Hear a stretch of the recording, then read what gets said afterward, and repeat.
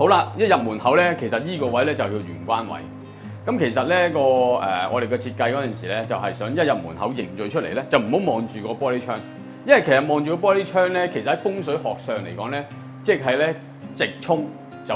漏財咁嘅意思。所以咧，我同個業主咧就溝通咗咧，做翻一個屏風，而可以當一個玄關嘅位置。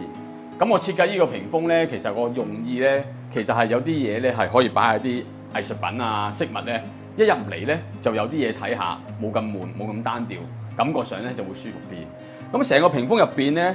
都有儲物㗎，唔係我話得個靚字嘅。如果得個靚字咧，其實就冇乜意思。其實成組櫃全部咧都係可以收納嘅。咁咪好好多咯，加上咧，其實咧，我哋做到個玄關嘅設計咧，個感覺咧，白色、灰色，再加啲鋼嘅元素入邊，咁啊，成個咧就會非常之多層次啦。